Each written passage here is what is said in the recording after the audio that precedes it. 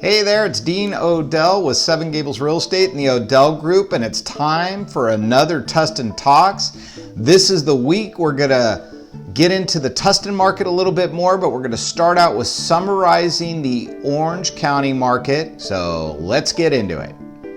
All right, let's start with Orange County listing inventory year over year. Wow, inventory is down 30% right now from last year.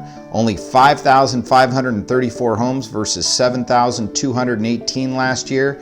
That is a difference of 1,684 homes, and that is a change in the market. Well, pending sales are up 31%, another 552 sales. Wow, again, now you've got inventory down and you've got pending sales up year over year, both by about 30%. That is a big change in the market. Looking at Orange County expected marketing time, you can see where that pending increase in demand for homes has really picked up. It has decreased the marketing time from 122 days last year down to 71 days this year. That is 51 less days for the average home to sell in Orange County. With all that demand, we need to look at where are people buying homes and what price range. And if we look, that has changed quite a bit throughout the year. You can look back at the old Tustin Talks and see what I'm talking about, but we do not have a balanced market, which would be white in any price range. We have a slight green now where the white used to be, which means it is a slight seller's market instead of a balanced market between 1 million and 1.5 now. And prices under $1 million are a strong seller's market. What's interesting is the $1.5 to $2 million range is now a slight buyer's market. It used to be a major buyer's market.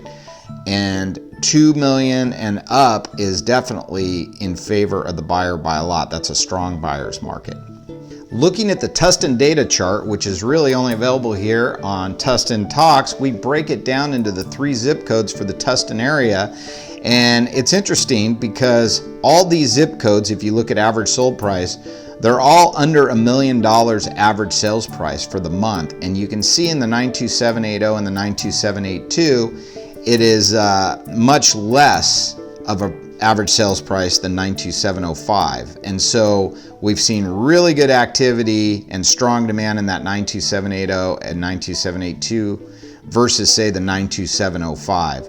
You can see the figures there for yourself. Sometimes it's easier just to pause it on this chart and study it, take a look. But my biggest observation here is most of the demand, just like Orange County demand is showing, is under $1 million. That's where the strongest is. The last thing I've noticed on this Tustin Data chart is that the average active price of the properties that are selling, look at the average active prices in 92705 and 92782 versus their average sales prices in the same zip code. That is a giant gap. That just goes to show you where the bulk of the demand is. Okay, so what does all this data show us? Well, as always, I'm going to interpret that and give some advice for the buyers and the sellers. Starting with the buyers, I want you to take a look at this chart with me. So looking at this chart, it is a chart regarding the cost of waiting. So if you look at a $700,000 mortgage, the payment at today's rate is $3,242 because interest rates have dropped to 3.75%. Now, if you wait on that, let's just say you wait a year and interest rates don't change at all, but you have to get a mortgage amount that's 4% higher because prices have gone up. So now instead of a $700,000 loan, you have a $728,000 loan. You have a $3,371 payment. So your monthly cost of waiting has now gone up to $129 a month. Your annual cost of waiting has gone up $1,548 a month. Okay, well, maybe you say to yourself, hey, that's worth the risk, I'll just keep waiting. Well, what if rates go up to 4.25? I mean, rates were almost 5% last year at this time. So under that same scenario, if you wait a year, you've got a loan amount of $728,000.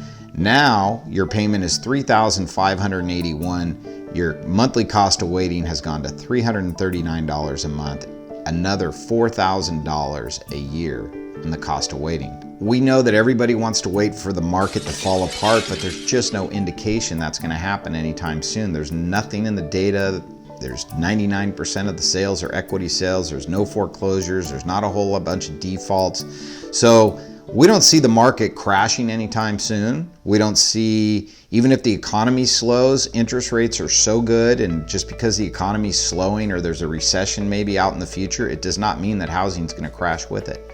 So let's not forget, buyers, the right strategy here is to be buying for the long term. If you're just waiting and waiting and waiting, you're not only losing out, like we just demonstrated you on the cost of waiting, but you don't know where interest rates are going to be in the future. You're not paying down a loan. Your loan normally pays down at about 3% a year. You have a tax benefit for that. So you really need to talk to your CPA, figure this all out.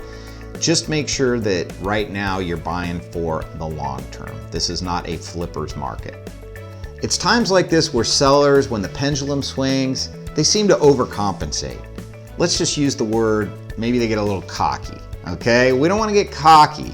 We've got buyers that can take advantage of these rates, buy your house. We've seen it happen over the last 60 days. It's really soaked up the inventory. So take advantage of it. Now, I know most of you guys probably say, well, hey, it's the holidays. I don't want to put my house on the market now, you know?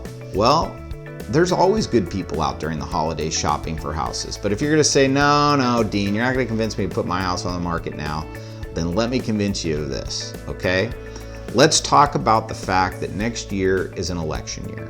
And as we get closer to the election, there's always less certainty, always gets a little weird. So I would expect to see the market maybe slow a little bit as the election gets closer. It happens almost every time, okay? Now, let's talk about where will interest rates be. Well, if they stay down, that's good. But with uncertainty, people still might not buy. So here's what we know. We know rates are good now. We know there's not enough inventory for the buyers out there. And if you're not ready to list now, do not wait till the spring summer market. For some reason, the sellers think the spring summer market is the best time to sell. It is not the best time to sell. The best time to sell is when there's the most amount of buyers with the least amount of inventory. And when that happens is usually after the first of the year. A lot of people have to get their breath back from the holidays in the January. They got to get organized. They come back out in February and the market usually runs from there. Okay, so that's what I think is going to probably happen this year as long as interest rates stay low. So do this. If you're thinking about selling, give us a call now so we can plan for this. Let's get the house ready for the market. Let's get it in good shape. Let's get a plan together and a launch date sometime in the first quarter that we can get your house on the market. All right, so that's it for this Tustin Talks. I'll see you guys on the next one. And as always, call us at this number right here. And we can't wait to talk to you. Have a great Thanksgiving. Bye-bye.